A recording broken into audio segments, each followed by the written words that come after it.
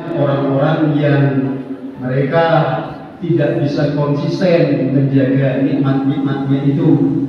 Makanya kita bersyukur kepada Allah, kita masih bisa dipertemukan di tempat yang mulia, di tempat yang suci, dan mudah-mudahan ini bisa mensucikan hati kita.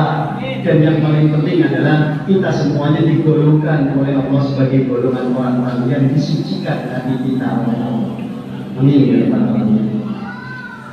Salawat dan salam semoga tetap tercurah kepada baginda Nabi Muhammad sallallahu alaihi wasallam. Yang ketiga, saya ucapkan terima kasih kepada panitia yang mengundang saya. Sebelumnya saya mohon maaf Bapak Ibu sekalian, saya harus memakai bahasa Indonesia saja karena abdine sampai jelema gitu ya. Saya bukan saya jelema, tapi abdi mah wong gitu ya. Artinya saya berasal dari Jawa Timur. Jadi bahasa saya dengan bahasa Sunda itu masih penyesuaian dalam bentuk kata. Belum kalimat kadang-kadang membuat saya pusing dan liar. Tapi alhamdulillah sedikit demi sedikit sudah bisa menyesuaikan ke sana. Jadi mohon dimaklumi, nanti saya akan menggunakan bahasa Indonesia saja. Kalau sesekali muncul bahasa Sunda saya, tolong tidak dipangserikan, diserikan. Baik, Bapak Ibu sekalian yang berbahagia, saya sebenarnya kalau disuruh menjadi narasumber di sini itu ada sedikit bergetar juga dalam diri saya. Mengapa Bapak Ibu sekalian?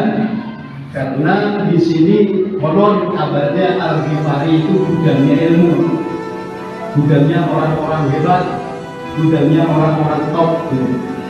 Nah, di sini tempatnya. Jadi kalau di sini menyampaikan sesuatu asa menggarami lautan. Gitu.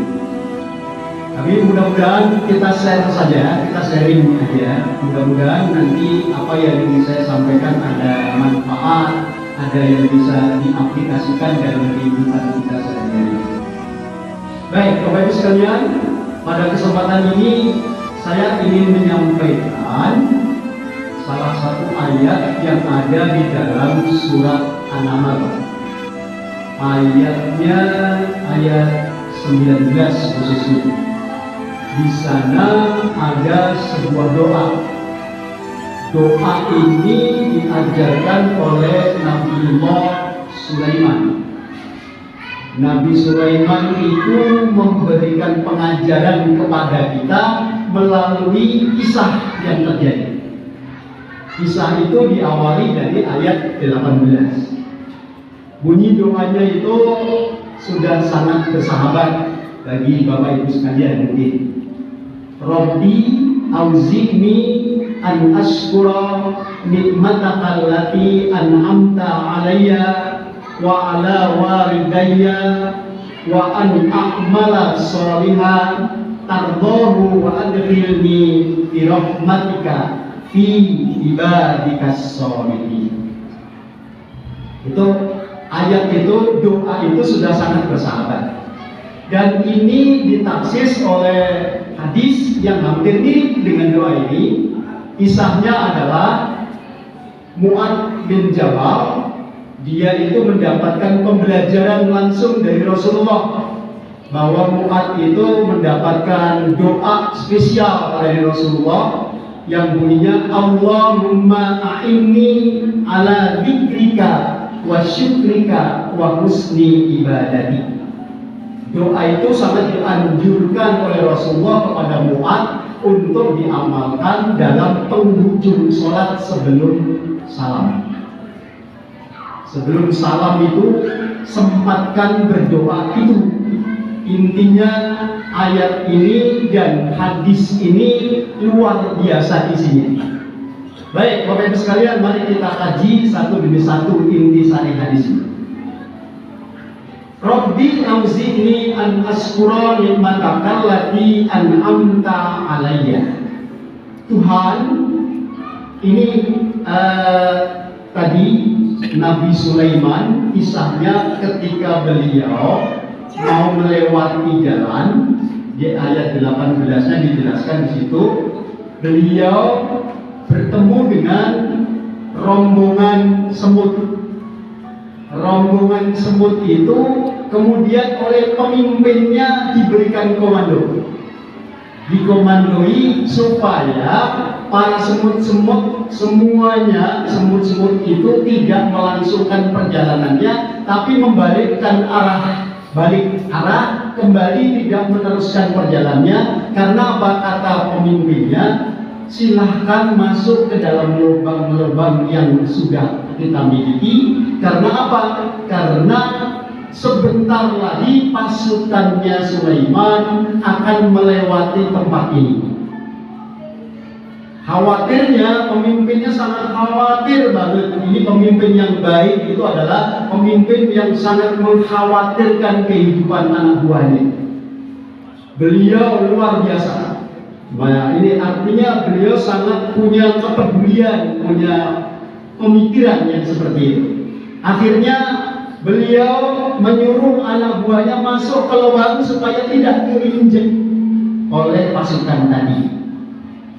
Artinya begitu semuanya sudah masuk, Nabi Sulaiman bersama para penggawanya datang melewati itu.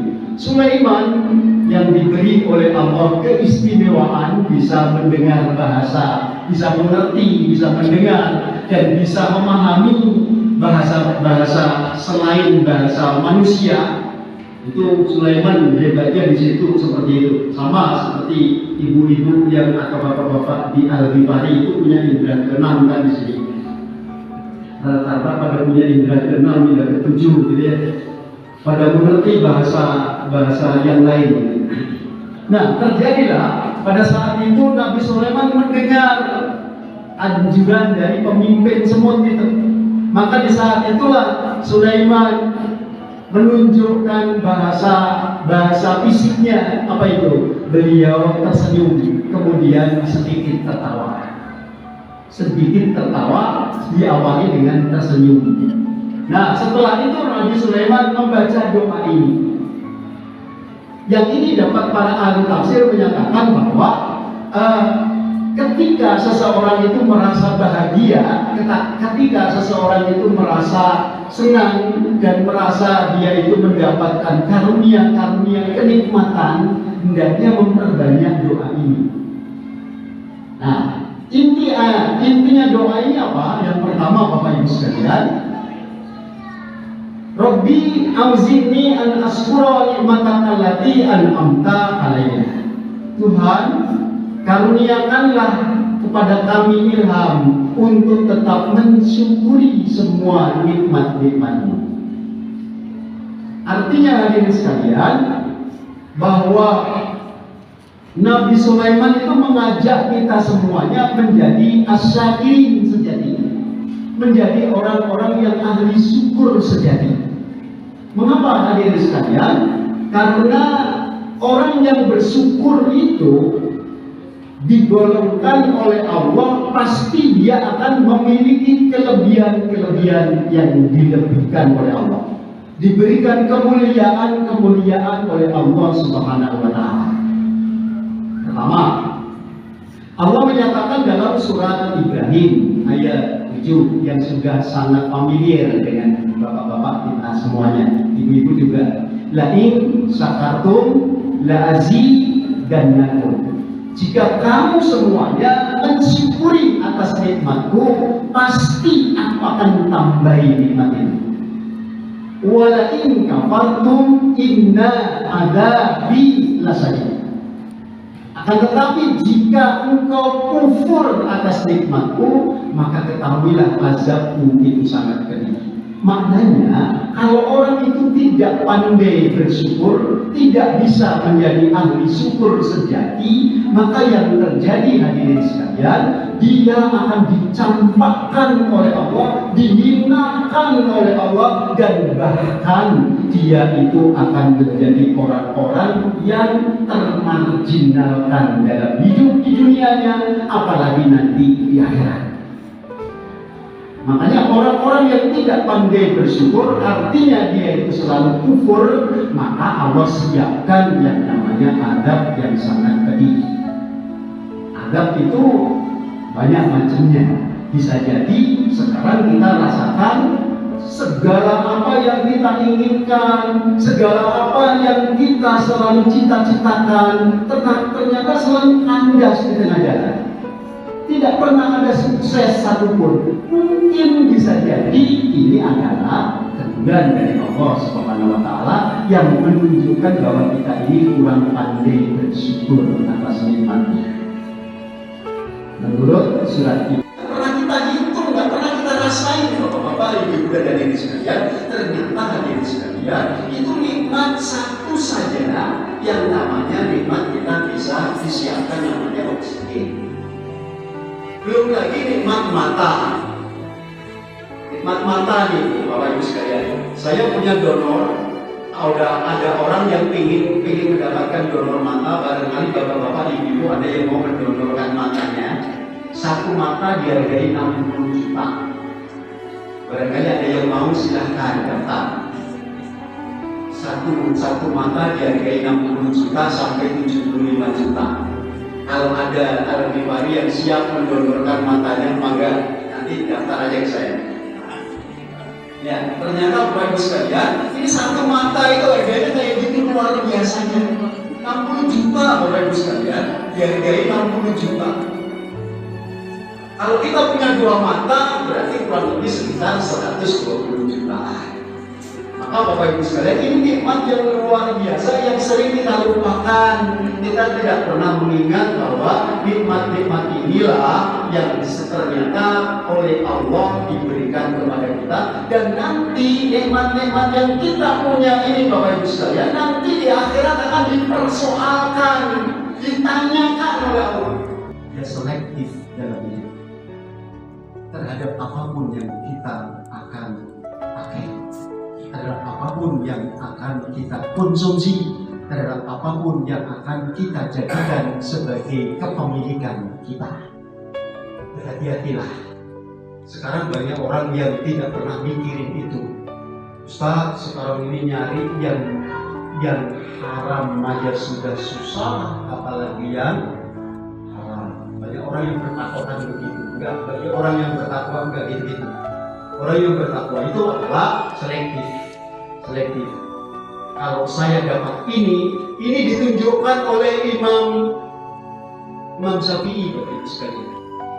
Imam Syafi'i itu luar biasa. Dia menjadi anak yang luar biasa karena bapaknya itu seperti itu kondisinya. Seperti itu bagaimana dia selektif dalam hidup.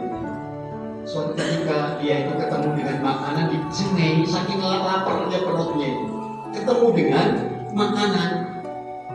Perut yang lapar ketemu makanan, biasanya kemana? Langsung dimakan, diambil dimakan.